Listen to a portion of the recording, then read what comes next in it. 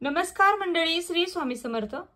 खऱ्या अर्थाने दिवाळीची सुरुवात ही वसुबारस म्हणजे गोवत्स द्वादशी पासून होते। म्हणजे वसुबारस दिवाळीचा पहिला दिवस आणि त्या दिवसापासून आपण दिवाळीची सुरुवात करतो। घराच्या बाहेर दिवे लावायला सुरुवात करतो। तर हा वसुबारसचा दिवस खूप महत्त्वाचा आहे।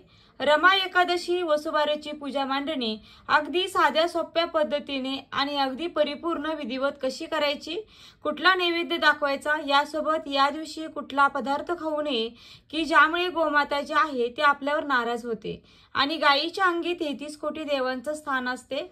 मग गोमाता जर नाराज झाली तर कसं चालेल? आणि म्हणूनच काही नियम देखील पाळायचे आहेत। आणि वसुबारसच्या दिवशी पूजा झाल्यानंतर कुठली आरती म्हणायची ही सगळी माहिती मी तुम्हाला आजच्या या व्हिडिओमध्ये देणार आहे।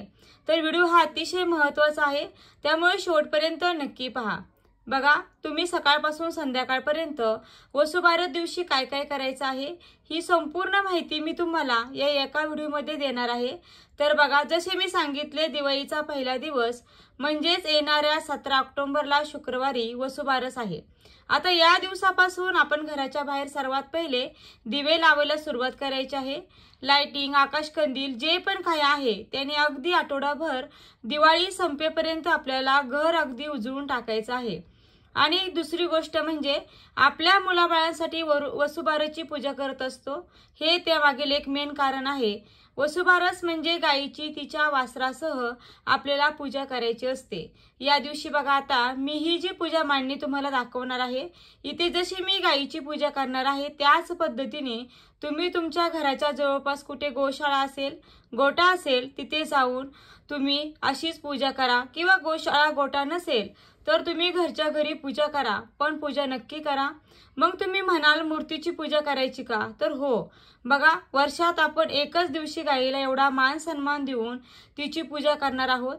रोज आपण इतर सणांना तर गायीला नैवेद्य देत असतो आणि कुठल्या पण सणाला गायीला धान्य देखील देत असतो। आणि गाय ही आपल्यासाठी खूप महत्त्वाची आहे। गाय माता लक्ष्मीचं स्वरूप आहे आणि या वर्षात एका दिवशी आपल्याला तिचे अगदी मान सन्मान करायचा आहे। तिची वासरासह पूजा देखील करायची आहे। आता मी तुम्हाला पटकन पूजा मांडणी दाखवते। बघा, कोणत्याही पूजेची सुरुवात आपण दीपपूजनाने करतो। त्यामुळे घरामध्ये जिथे कुठे तुम्ही गोवत्स द्वादशीची पूजा करणार आहात ती जागा प्रथम स्वच्छ करून घ्यायची आहे। आता त्या जागेवर म्हणजे त्या फरशीवर एक स्वस्तिक काढून घ्यायचं आणि त्यावर एखादा चौरंग किंवा पाट ठेवायचा। त्यावर वस्त्र अंथरून घ्या आणि सुरुवातीला दिवा लावून घ्यायचा आहे। दिव्याला अक्षदाचा आसन द्या आणि दीप प्रज्वलन झाल्यानंतर दिव्याला हळदी, कुंकू, अक्षदा अर्पण करून घ्यायचे आहेत। जर तुमच्याकडे फूल असेल तर ते अर्पण करा आणि दिव्याला नमस्कार करून अग्निदेवतेच्या साक्षीने आपण पूजेला सुरुवात करणार आहोत। बघा, वसुबारस पूजेसाठी तुम्हाला गणपतीची मूर्ती, आपल्या देवघरातील बाळकृष्णांची मूर्ती आणि गायवासराची मूर्ती लागणार आहे। कोणत्याही पूजनाची सुरुवात आपण गणेश पूजनाने करतो, त्यामुळे सर्वप्रथम एक ताम्हण घ्यायचं, त्याच्यामध्ये थोड्याशा अक्षता ठेवायच्या आणि त्या अक्षतांवरती गणपती बाप्पांची मूर्ती ठेवायची। गणपती बाप्पांच्या मूर्तीवर तुम्ही फक्त स्वच्छ पाण्याने अभिषेक करू शकता किंवा स्वच्छ पाणी सुरुवातीला, त्यानंतर पंचामृत किंवा दूध आणि परत स्वच्छ पाणी, या प्रकारे देखील अभिषेक करू शकता। बघा, गणपती बाप्पांचा अभिषेक करताना तुम्ही गणपती स्तोत्र म्हणू शकता, गणपती अथर्वशीर्ष म्हणू शकता किंवा ओम गण गणपते नमः, ओम गण गणपते नमः हा मंत्र म्हणून आपल्याला गणपती बाप्पांच्या मूर्तीवरती अभिषेक करायचा आहे। कमीत कमी 11 वेळा स्वच्छ पाण्याने, त्यानंतर दूध किंवा पंचामृत तुम्ही वापरून करणार असाल तर 11 वेळा आणि परत स्वच्छ पाण्याने 11 वेळा, या प्रकारे अभिषेक करायचा आहे। आता अभिषेक करून झाल्यावरती मूर्ती स्वच्छ पुसून घ्या। 2 विड्याची पानं घ्या आणि म्हणजेच नागवेलीची पानं। आणि बरेच जण काय करतात बघा, की पूजेमध्ये एक सिंगल नागवेलीचं पान घेतात आणि त्यावरच मूर्त्याच ठेवतात, पण असं कधीही करायचं नसतं। कधीही देवी देवतांची मूर्ती ठेवण्यासाठी जोड पान घ्या। तुमच्याकडे विड्याचं पान नसेल तर तुम्ही आंब्याचं पान घेतलं तरी सुद्धा चालतं, पण ती सुद्धा 2 घ्यायची आहेत आणि विड्याच्या पानाचा देठ देवाकडे करायचा आहे। या प्रकारे 2 विड्याची पानं ठेवून त्यावर थोड्याशा अक्षता ठेवायच्या। त्या अक्षतांवरती आपल्याला हळदी कुंकू अर्पण करायचं आहे आणि त्यावर गणपती बाप्पांची मूर्ती ठेवायची आहे। आता गणपती बाप्पांच्या मूर्तीला हळदी कुंकू अक्षता अर्पण करून एखाद्या जे लाल फूल आहे ते अर्पण करा। तुमच्याकडे जर लाल फूल नसेल तर दुसरं कोणतेही फूल तुम्ही अर्पण करा आणि नंतर दुर्वा अर्पण करा। आणि हळदी कुंकू अर्पण करताना देखील आपल्याला गणपती बाप्पांना म्हणायचं आहे की मी तुम्हाला हळदी कुंकू अर्पण करत आहे, मी तुम्हाला दुर्वा अर्पण करत आहे, मी तुम्हाला अक्षता अर्पण करत आहे, असं प्रत्येक वेळेस आपल्याला बोलायचं आहे। तसेच गणपती बाप्पांना नैवेद्यासाठी गुळ खोबरं नैवेद्य द्या। गणपती बाप्पा मी तुम्हाला नैवेद्य अर्पण करत आहे। मग बघा इथे पाण्याचा चौकोन करायचा आणि त्यावरती हा आपल्याला गुळ खोबऱ्याचा नैवेद्य ठेवायचा आहे, त्याच्याभोवती थोडंसं पाणी फिरवायचं आहे आणि अशा प्रकारे गणपती बाप्पांची आपल्याला स्थापना करायची आहे। आता गणपती बाप्पांना नमस्कार करायचा आहे आणि दिव्याने एकदा त्यांना ओवाळून घ्यायचं आहे। त्यानंतर धूप दीप देखील ओवाळून घ्यायचा आहे आणि गणपती बाप्पांना नमस्कार करून आपल्याला पूजनाची सुरुवात करायची आहे। बघा जर तुमच्याकडे गणपती बाप्पांची मूर्ती नसेल तर तुम्ही सुपारी घेतली तरी देखील चालेल। आता त्यानंतर बाळकृष्णांची मूर्ती घ्या, जे ताम्हण आपण अगोदर वापरलेलं होतं गणपती बाप्पांना स्नान घालण्यासाठी, त्यातलं पाणी काढून घ्यायचं आणि परत त्या ताम्हणामध्ये थोडेसे अक्षता ठेवा, त्यावर बाळकृष्णांची मूर्ती ठेवा आणि बाळकृष्णांच्या मूर्तीवर अभिषेक करायचा आहे।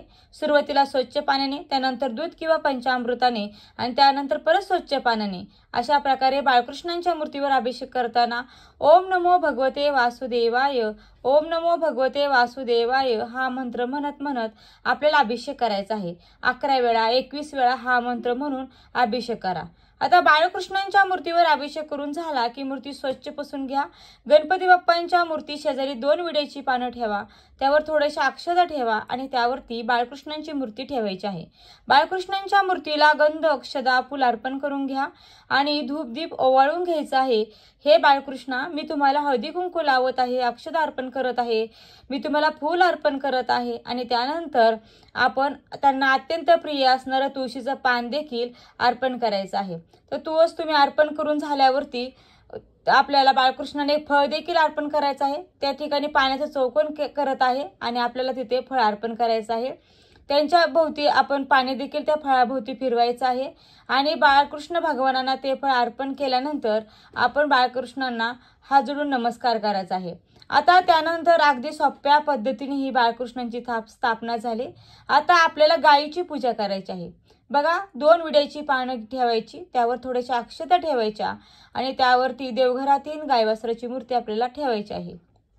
आणि जी वेगळ्या धातूची अशी गायवासराची मूर्ती असेल, तिला अभिषेक जर घालता येत नसेल तर तुम्ही फुलाने पाणी घ्या, म्हणजे फुलाला पाणी घ्या आणि त्यावरती तिच्या अंगावरती ते पाणी शिंपडा आणि आपल्याला अशा प्रकारे अभिषेक घालायचा आहे। पण जर गायीला अभिषेक घालता येणारी मूर्ती असेल तर ताम्हणामध्ये थोड्या अक्षता ठेवा, त्यावरती गायीची मूर्ती ठेवून पाण्याने दुधाने परत पाण्याने अशा पद्धतीने 11 वेळा आपण ओम नमो भगवते वासुदेवाय किंवा गोमाते नमः असं म्हणून गायीला अभिषेक घालू शकता। त्यानंतर तुम्हाला 4 पायांवर गायीच्या पाणी देखील टाकायचं आहे। जेव्हा तुम्ही बाहेर गायीची पूजा करायला जाणार असाल त्यावेळेस सुद्धा तुम्ही गायीच्या 4 पायांवर तुम्हाला तांब्याच्या पात्रामध्ये पाणी घेऊन तिच्या पायावरती पाणी टाकायचं आहे। आता मूर्ती स्वच्छ आपल्याला पुसून घ्यायची आहे। त्यानंतर गायीला स्वच्छ पुसून जोडपानावरती मध्यभागी जोडपानावर आपल्याला थोड्या अक्षता ठेवून मूर्ती ठेवायची आहे। आता हे गोमाते मी तुला हळदी कुंकू अक्षता अर्पण करत आहे, गोमाते मी तुला फूल अर्पण करत आहे आणि त्यानंतर दिव्याने अगरबत्तीने आपल्याला ओवाळून घ्यायचं आहे आणि त्यानंतर गोमातेला आपल्याला नैवेद्य गुळ अर्पण करायचा आहे। तुम्ही साखर सुद्धा अर्पण करू शकता। आता नैवेद्याभोवती पण आपल्याला पाणी फिरवायचं आहे, धूप दीप ओवाळून आपल्याला नमस्कार करायचा आहे आणि जेव्हा तुम्ही गोट्यामध्ये वगैरे समजा जर पूजा करण्यासाठी गेला तर गायीच्या अंगाला देखील स्पर्श करायचा आहे आणि गायीला नमस्कार करायचा आहे आणि तिला तुम्हाला प्रदक्षिणा सुद्धा घालायची आहे। तर अशा आपल्याला गायीची तिच्या वासरासह तिच्या गोट्यात जाल तेव्हा पूजा करायची आहे आणि तिथे वासरू सुद्धा असेल तिथे देखील अशी आपल्याला पूजा करायची आहे। बघा आई आपल्या मुलासाठी ही वसुबारसची पूजा करत असते। तर अशा प्रकारे आपल्याला ही अगदी साध्या सोप्या पद्धतीने ही पूजा करायची आहे। तर पूजा मांडणी बघितली तुम्ही, अगदी साधी सोपी आहे। त्यानंतर सकाळी जमले तर सकाळी ही पूजा करा, दिवसभरात तुम्हाला जेव्हा पूजा करण्यासाठी वेळ भेटेल तेव्हा करा किंवा त्या संध्याकाळी केली तरीही काही अडचण नाहीये। आता या दिवसाचा काही नियम देखील पाहूया। बघा गायीला या दिवशी धान्य वगैरे खायला देऊ नका। या दिवशी रमा एकादशी सुद्धा असल्यामुळे गायीचा सुद्धा उपवास असतो, म्हणून गायीला गूळ डाळ गहू डाळ वगैरे खायला घालू नका, फक्त गुळाचा नैवेद्य द्या। तसेच तुम्ही यानंतर या दिवशी गोडाचा नैवेद्य शक्यतो दाखवला जातो, त्याच्यामुळे गुळ खायला द्या। यासोबत या दिवसाचा अजून काही नियम म्हणजे स्त्रिया या दिवशी उपवास करतात, ज्यांना शक्य असेल त्यांनी नक्की उपवास करा। बऱ्याच जणांचे एकादशीचे सुद्धा उपवास असतात आणि संध्याकाळी गवारीची शेंग आणि बाजरीची भाकरी खाऊन स्त्रिया या दिवशी उपवास सोडत असतात। आणि उपवास करणार नसाल तर कमीत कमी या दिवशी गहू किंवा मूग खाऊ नये।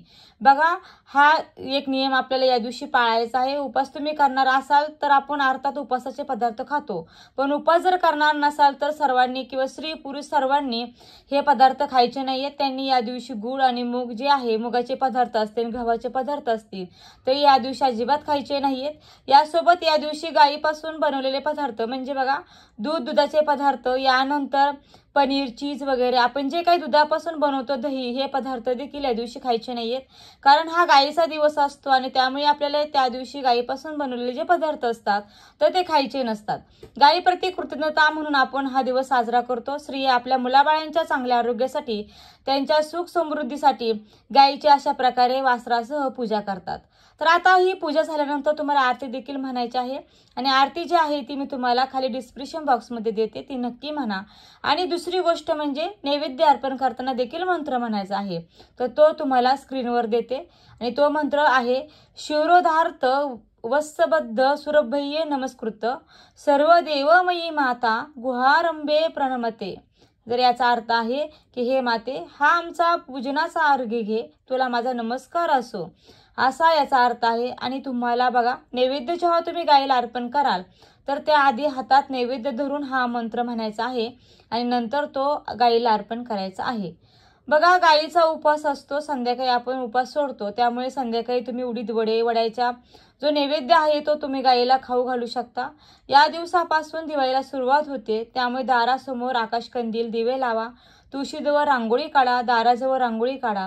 तसेच बघा, ज्यांच्याकडे गाय वासराची मूर्ती नसेल त्यांनी काय करायचं आहे, तर तुम्ही मोबाईलवर कलर प्रिंट काढू शकता किंवा रांगोळी देखील गाय वासराची रांगोळी काढून त्याची पूजा करू शकता। तसेच तुमच्याकडे जर गाय वासराचा फोटो असेल किंवा एखादी फ्रेम असेल तर ती देखील पूजेमध्ये मांडून त्याची पूजा करू शकता।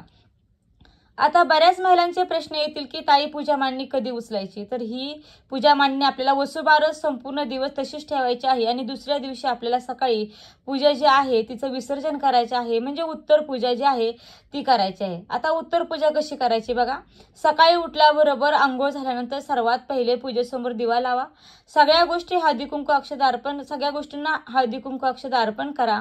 त्यानंतर साखरेचा नैवेद्य दाखवायचा आहे, सगळ्या गोष्टींना नमस्कार करायचा आहे आणि मनोभावे मनापासून प्रार्थना, क्षमा प्रार्थना मागायची आहे की हे गोमाते, मी अगदी साध्या भोळ्या मनाने तुझी सेवा केलेली आहे, पूजा केलेली आहे, त्यामुळे माझ्याकडून काही चूक झाली असेल तर मला माफी असावी। गणपती बाप्पा वगैरे सगळ्यांचे स्मरण करून आपल्याला क्षमा प्रार्थना मागायची आहे आणि त्यानंतर या सगळ्या वस्तू आपल्याला उचलायच्या आहेत। मूर्तीच्या जागी ठेवायची आहे। त्यानंतर जे खायचे पदार्थ आहे ते आपण सगळा प्रसाद म्हणून खाऊ शकतो। अशी अगदी साध्या सोप्या पद्धतीने आपल्याला ही पूजा करायची आहे। पूजेला खूप महत्त्व आहे, त्यामुळे ही पूजा नक्की करा। आता यासोबत अगदी अर्ध्या मिनिटाची एक कथा आहे वसुबारसची, ती देखील तुम्हाला वाचून दाखवते। अतिशय महत्त्वाची कथा आहे, कारण प्रत्येक सणामागे काहीतरी कथा असते। एक नगर होते, तिथे एक वृद्ध महिला राहत होती, तिला एक सून होती, गाई गुरं होती, म्हशी होत्या, गवामुगा नावाची वासरे होती। अश्विन महिना आला, पहिल्या द्वादशीच्या दिवशी वृद्ध महिला सकाळी उठली, शेतात जाताना सुनेला हाक मारली, मुली इकडे ये। सून आली, काय म्हणून विचारलं, तशी वृद्ध महिला म्हणाली, गवामुगा शिजवून ठेव असं सांगितलं आणि ती शेतात निघून गेली। सून गोट्यात गेली, गवामुगा वासरे उड्या मारत होती, त्यांना तिने ठार मारले, चिरले, शिजवून ठेवून सासूची वाट बघत होती। दुपार झाली तशी सासू घरी आली, सुनेने पान वाढले, सासूने पाहिले तर त्या तांबड्या मांसावर तिची दृष्ट पडली। तिने हे काय म्हणून विचारले, सुनेने सर्व हकीकत सांगितली। सासू खूप घाबरली, जाता चूक घडली म्हणून तशी उठली, देवापाशी जाऊन बसली आणि प्रार्थना केली, देवा सुनेच्या हातून अपराध घडला, तिला क्षमा कर, गायीची वासरे जिवंत कर, असे नाही झाले तर संध्याकाळी मी माझा प्राण देईन असा निश्चय करून देवापाशी बसून राहिली। दिवा लावला, देवाने तिचा निश्चय पाहिला आणि निष्पाप अंतकरण पाहिले। नंतर संध्याकाळी गायी आल्या, हंबरडा फोडू लागल्या, तशी देवाला चिंता पडली, हिचा निश्चय ढळणार नाही असं देवाला वाटलं आणि मग देवाने गायीची वासरे जिवंत केली. ती उड्या मारत मारत गायीजवळ गेली. गायीचं हंबरणं बंद झालं. वृद्ध महिलेला खूप आनंद झाला. सुनेलाही आनंद झाला आणि नंतर वृद्धेने गाय आणि वासराची पूजा केली. स्वयंपाक करून नैवेद्य दाखवला. म्हणून या दिवशी नैवेद्यात उडदाचे वडे जे आहेत ते खायला देतात. हे त्यामागचं कारण आहे. तर बघा, प्रत्येक सणामागे काहीतरी कथा असते. कथा वाचून दाखवण्यामागे एवढंच कारण आहे की प्रत्येक सण जर आपल्याला व्यवस्थित समजला तर आपण त्याची पूजा जी आहे तर ती व्यवस्थित करतो, मनापासून करतो. उगीच त्याने केली याने केली ते बघायचं म्हणून आपण केली असं नाहीये. मनापासून समजून घेऊन केली तर त्या गोष्टीचं आपल्याला संपूर्ण फळ मिळतं. तर ही वसुबारसची माहिती मला तुमच्यापर्यंत पोहोचवायची होती. व्यवस्थित सांगितल्याप्रमाणे मान्य करा. गोठ्यात जाऊन करा, घरी करा, आरती म्हणा, नैवेद्य दाखवताना सांगितलेले मंत्र म्हणा आणि सांगितल्याप्रमाणे व्यवस्थित उत्तर पूजा करा. तर पुन्हा भेटूया अशा नवीन व्हिडिओसोबत. व्हिडिओ आवडला असेल तर नक्की व्हिडिओला लाईक करा, शेअर करा आणि चॅनलला सबस्क्राईब करायला विसरू नका. आणि व्हिडिओ शेवटपर्यंत पाहिल्याबद्दल अगदी मनापासून तुमची खूप खूप आभारी आहे. धन्यवाद. श्री स्वामी समर्थ. जय जय स्वामी समर्थ. रामकृष्ण हरी. जय जय रामकृष्ण हरी. ओम नमो